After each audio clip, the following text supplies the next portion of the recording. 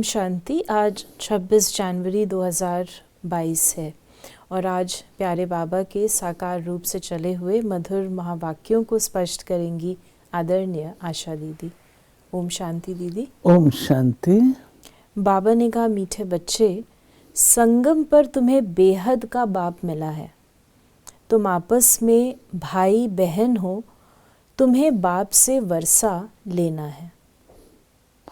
संगम पर बेहद का बाप मिला। बेहद माना जो शरीरों का पिता नहीं है तो आत्माओं का पिता है। तो बाबा कहते हैं कि तुम आपस में भाई बहन हो, तो तुमको जब पिता मिला है तो तुमको अपना वर्षा उनसे लेना चाहिए। तो परमात्मा देते भी बेहद का ही वर्षा है। पवित्रता, सुख, शांति, संपत्ति, दीर्घायु आदि आदि। बाबा ने प्रश्न आज हम बच्चों से पूछा है, बाप किस श्रीमत से हर चीज़ को पत्थर से पारस बना सकते हैं? बाप की किस श्रीमत से हर चीज़ को पत्थर से पारस बना सकते हो? बाप की श्रीमत है, बच्चे, तुम्हारे पास जो कुछ भी है उसे ईश्वरीय बैंक में जमा कर दो तो वो पत्थर से पारस हो जाएगा।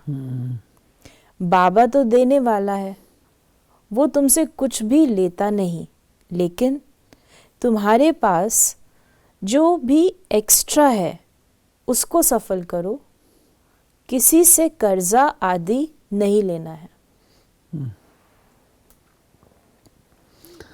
शिव बाबा को पारसनाथ कहा गया। पारसनाथ अर्थात पारस जिसके संपर्क में आकर के लोहा सोना बन जाता है, जिसको टच स्टोन कहते हैं। आज दिन तक देखा तो किसी ने नहीं है, परंतु लोग बोलते जरूर हैं। तो पत्थर को पारस बनाने वाला कौन होगा? जो स्वयं पारस है और पारसनाथ है। पारस का भी राजा है, जो पारस की भी जो अथॉरिटी है। तो बाबा हम बच्चों को कहते हैं कि इसकी विधि क्या है? इसकी विधि है कि जो कुछ ईश्वरीय बैंक में आप डालते हो, ये है ईश्वरीय बैंक।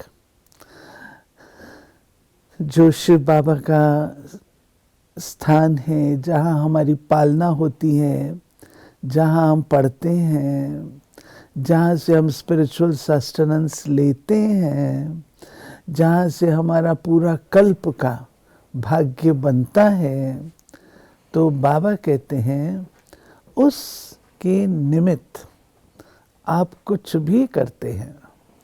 चाहे आप तन से करते हैं, चाहे आप मन से करते हैं, चाहे आप धन से करते हैं, चाहे आप समय लगाते हैं, कुछ भी करते हैं, तो वो आपका पदम गुणा बदल जाता है। मान लीजिए मैं 1 घंटा शिव बाबा की सेवा में लगाती हूँ। समय दिया ना मैंने, मेरे पास समय रूपी खजाना है, तो मैं समय दे रही हूँ। 1 घंटा मैंने दिया, उस सेवा से मुझको इतनी आशीर्वाद, दुआ, शक्ति मिलती है, जिससे कि हो सकता है मुझे 4 घंटे एक्स्ट्रा मिल जाए। जो मेरी बुद्धि इधर उधर किन्हीं कारणों से कंफ्यूजन में थी, वो क्लियर हो जाए। तो बाबा तो देता है ना। ऐसे ही मान लीजिए मैं अपना कोई गुण लगाती हूँ सेवा में, तो उस गुण में शक्ति कहाँ से आएगी? उस गुण की वृद्धि कहाँ से होगी? बाबा करता है। तन लगाऊंगी, मन लगाऊंगी, धन लगा, हम सबको अनुभव है इस बात का। तो उसको बाबा कहते हैं कि पत्थर से तुम पारस बन जाते हो। अगर ये श्रीमत का पालन करो कि अपना सब कुछ सफल करना है, व्यर्थ नहीं गंवाना है, तो पारस बन जाए। गीत है, तूने रात गवाई सोकर, गीत तो सुना है, जो अच्छे अच्छे गीत हैं वो सेंटर्स पर होने चाहिए। ये तो बाबा ने बनवाए हैं। तुम्हारी बुद्धि में और कोई शास्त्र आदि नहीं है। तुम सब कुछ पढ़े हुए हो, जानते हो, परंतु अभी वो कुछ भी बुद्धि में नहीं है। बाप कहते हैं पढ़ा हुआ सब भूल जाओ, आप मुए मर गई दुनिया। फिर बाबा ने कहा कि ये है अमर लोक के लिए अमर कथा। ये जो बाबा ने कहा आप तो मर गई दुनिया, जो तुमने पढ़ा है वो भूल जाओ, ये एक श्रीमत है। अगर आपने बहुत कुछ पढ़ रखा है, उस पर आप और थोड़ा पढ़ लेंगे, नतीजा क्या होगा? जो पढ़ा है वो तो कायम है ही, ऊपर से जो और पढ़ा उसने उसमें और ज़्यादा कंफ्यूजन, कॉम्प्लिकेशन पैदा कर दिए। प्राप्ति का अनुभव नहीं होगा, आपको उसकी प्यूरिटी का आभास नहीं होगा। जब उसकी प्यूरिटी का आभास नहीं होगा, ये पता नहीं लगेगा, तो आपके अंदर वो शक्ति कहाँ से आएगी, वो अप्रिसिएशन कहाँ से आएगा? इसलिए बाबा कहते हैं जो पढ़ा हुआ है वो पहले भूलो, बार बार उसका ही चिंतन करेंगे तो जो वर्तमान में मिल रहा है उससे हाथ खाली रह जाएंगे आपके। तब बाबा ने कहा आप मुए तो मर गई दुनिया। ये अमर लोक के लिए अमर कथा है। हमारा बाबा भी है अमरनाथ, हम सब पार्वतियां हैं, अमर कथा सुन रही हैं शिव बाबा द्वारा। फिर बाबा ने कहा कि सच्चा सच्चा मान सरोवर ये ब्रह्मा है। निराकार शिव बाबा है ज्ञान का सागर, वो जब तक इनमें न आए तब तक मान सरोवर कैसे हो। आत्मा में ज्ञान है परंतु सुनावे कैसे, जब तक मनुष्य तन न ले। तो तुम सब हो ज्ञान मान सरोवर, परंतु नंबरवार पुरुषार्थ अनुसार है। कोई बड़ी नदी है, कोई कनाल है, कोई टुपका है। बच्चे जानते हैं हम ब्रह्मा कुमार और ब्रह्मा कुमारी हैं। ब्रह्मा का बाप है शिव, तो ये तो बुद्धि में है ना, हम शिव बाबा के पोत्रे पोत्रियां हैं। यूं तो शिव बाबा के बच्चे हैं, लेकिन अभी शरीर में आए हैं। वो है निराकार, इसलिए उनके पोत्रे ब्रह्मा के बच्चे और बच्चियां हैं। तो हम भाई बहन ठहरे। शिव बाबा हमारा दादा है। ऐसे जो निश्चय करते हैं उनको कहा जाता है ईश्वरीय औलाद। बाबा कहते ये जो संबंध है भाई और बहन का, रियल मायने में वो भी आप तब ही अनुभव करते हैं जब मैं आता हूँ, और मैं आकर के तुम बच्चों को जब ये ज्ञान देता हूँ आत्मा का, तब उस रूहानियत में आप स्थित हो पाते हो। ये तो मुख से कह देंगे हम भाई बहन हैं, लेकिन वो भाई बहन की फीलिंग भी तो है ना। फिर बाबा ने कहा कि भाई बहन होने के कारण हम विकार में जा नहीं सकते, नहीं तो ये क्रिमिनल असॉल्ट हो जाए। अगर विकार में गए तो बहुत कड़ी सज़ा भोगनी पड़ेगी। सद्गुरु बाप का निंदक ठौर न पाए। फिर बाबा ने कहा, यानी इससे जो बेसिक बात है उससे हमारा नजरिया बदल जाता है। जब हम भाई बहन हैं तो हमारी जिंदगी में क्या आ जाएगा? स्वाभाविक है, प्योरिटी आ जाएगी ना। और वो बाबा ने कहा वो तभी होगा जब हम रूहानी रीत से समझेंगे हम भाई और बहन हैं। फिर बाबा ने कहा कि वो गुरु लोग तो बहुत हैं, ये तो एक ही बार सद्गुरु मिलते हैं। ये है बेहद का बाप। सतयुग में फिर देवी बाबाएं मिलेंगे। आज बाबा ने कहा देवी बाबाएं मिलेंगे सतयुग में। अब संगम पर तुम हो ईश्वरीय बाबा के बच्चे और बच्चियां। शिव बाबा द्वारा पढ़ा रहे हैं। कहते हैं हमको गॉड ने नॉलेज दी। मम्मा है गॉडेस ऑफ नॉलेज, तो ज़रूर चिल्ड्रन भी कहेंगे हमें गॉडेस ऑफ नॉलेज। माता पिता नॉलेज दे रहे हैं सृष्टि चक्र की। गॉड ब्रह्मा को नहीं कहेंगे, गॉड तो एक है, बाकी रहे उनके बच्चे ब्रह्मा और ब्रह्मा कुमारियाँ। अभी ये ब्रह्मा गॉडेस तो गुप्त है और मम्मा गॉडेस ऑफ नॉलेज तो प्रत्यक्ष है।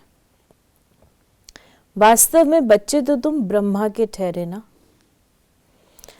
फिर बाबा ने इसमें बता दिया संगम का भी, फिर सत्युग का भी, और फिर संगम पर बाबा ले आए। संगम पर पुनः बाबा ने कहा तुम किसके बच्चे हो। गॉड गॉडेस ऑफ नॉलेज जो कहते हैं वो संगम की बात है। बाबा ने कहा हमारा बाप ब्रह्मा है, परमपिता परमात्मा ब्रह्मा मुख कमल द्वारा पढ़ा रहे हैं, हम उन द्वारा राजयोग सीखते हैं। तुम भी सीखते हो तो 21 जन्म के लिए बाप से वर्षा पाएंगे, नहीं तो नहीं पाएंगे। कोटों में कोई आकर ज्ञान सुनेंगे। जो ब्रह्मा की औलाद 5000 वर्ष पहले बने होंगे, सूर्यवंशी चंद्रवंशी पद पाया होगा, वही पाएंगे। अभी तो नहीं है ना, फिर से बनेंगे। फिर बाबा ने कहा कि इस सृष्टि चक्र को समझने से प्योरिटी का ताज और रतन जड़ित ताज आ जाएगा। इसको अविनाशी ज्ञान रतन कहते हैं। योग से हेल्थ, ज्ञान से वेल्थ मिलती है। हेल्थ वेल्थ है तो हैप्पीनेस भी है। तुमको हेल्थ वेल्थ हैप्पी सब कुछ मिलता है। योग से विक्रम विनाश हो और लाइट का ताज आ जाएगा। देवताएं एवर हेल्दी वेल्दी रहते हैं। स्वदर्शन चक्रधारी बनते हैं और ज्ञान रतन धारण करते हैं, जिससे तुम वेल्दी बन जाएंगे। इसको ही नेचर क्योर कहा जाता है। इसको ही नेचर क्योर कहा जाता है। नेचर क्योर माना हमारे स्वभाव संस्कार वो बदल जाते हैं ना, उसको बाबा नेचर क्योर कहते हैं। बाप कहते हैं जब धर्म की ग्लानि होती है तब मैं आता हूँ। अपने बड़ों को गाली देना ये भारत में ही होता है। जो धर्म ग्लानि की बात है वो भी भारत के साथ ही लगती है, अन्य देशों के साथ तो नहीं है। तो भारतवासी ही इतनी अधोगति को प्राप्त होते हैं जो अपने बड़ों को भी गाली देते हैं। देवताओं को गाली, बड़ों को गाली देने का भावार्थ यहाँ है देवताओं। फिर बाबा ने कहा कि पुरानी जर्जरी भूत नई सो पुरानी दुनिया बनती है। पुरानी जर्जरी भूत ज़रूर होती है, हर चीज़ ऐसे होती है। सब कुछ ख़त्म होना ही है। इस शरीर की भी तुमको पालना करनी है और साथ साथ ये पढ़ाई भी करनी है। ऐसे बहुत बच्चे हैं जो गृहस्थ व्यवहार में रहते, नौकरी आदि करते हैं, फिर ऊंच पद पाने के लिए श्रीमत पर पूरा चलते हैं। बाबा को मालूम होगा तो राय देंगे इस हालात में ऐसे करो। बताएंगे बाबा हमारे पास ये है। बाबा कहेंगे अच्छा भल मकान बनाओ। बच्चे आदि नहीं है तो मकान किस लिए? कहेंगे अच्छा सेंटर खोल दो, बहुतों का कल्याण हो जाएगा। एक कमरा ज्ञान के लिए रखो, प्रॉपर्टी तुम्हारी रहेगी। सिर्फ सर्विस अर्थ इन्हों को दे दो, भल किराया भी ले लो। किराएदार को कभी धनी मालिक दखल अंदाजी नहीं करते। ऐसे सेंटर्स खोलते जाओ। सेंटर पर मदद देने से तुम्हारा भविष्य बनता है। एक्स्ट्रा है तो उनको सफल करना है, नहीं तो ख़त्म हो जाएगा। मनुष्य दान करते हैं तो दूसरे जन्म में उनको फल मिलता है। ये भी करते हो सेवा अर्थ तो इनका भविष्य 21 जन्म के लिए मिलता है। बाकी बच्चों को कभी किसका कर्जा नहीं रखना है। कर्ज है मर्ज, कर्जी को बहुत फुरना रहता है। कर्ज न दे तो इज्जत चली जाती है। मनुष्य बहुत कर्जा उठाते हैं, शादियों पर तीर्थों पर बहुत खर्चा करते हैं। बाकी पेट अथवा रोटी पर कोई ज़्यादा खर्चा नहीं होता है। फजूल खर्चा बहुत करते हैं। शादी तो बर्बादी हो जाती है। गरीब थोड़े पैसे से ही काम चलाते हैं। तुम भी बाप से राय लेते चलो। कोई भी खराब आदत, बाबा ने आज कहा बहुत चाय पीना, सिगरेट पीना, ये कोई आदत नहीं होनी चाहिए। श्रीमत पर चलना चाहिए। तुम्हारी ये है नंबर 1 बैंक, इसमें 4 आना डालो तो भविष्य में हीरा बन जाएगा। देखिए बाबा हमारी हर तरीके की बात को गाइड करते हैं। अब कुछ लोग होते हैं, हम तो अपने घर में रहते हैं ना, चाय कितनी बार भी पी ली क्या फर्क पड़ता है। कोई भी चीज़ है कितनी बार भी क्या फर्क पड़ता है। फर्क आपको यूं धन के रूप से नहीं पड़ता है, लेकिन आपकी आदत क्या बन रही है, नेचर क्या बन रही है। गुलामी की, आपको थोड़ी देर में चाय ना मिले तो आप देखिए तड़पना शुरू कर देते हैं, तो आप उसके गुलाम हो गए ना। तो गुलामी अच्छी नहीं है ना। तो बाबा तो हमको स्वराज अधिकारी बनाता है, और संस्कार और गुलामी के तो ठीक नहीं है।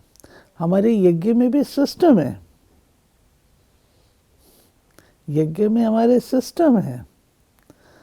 एक वक्त आपको दही है, एक वक्त आपको दूध है, एक वक्त आपको चाय है, 2 टाइम चाय है, सिस्टम है।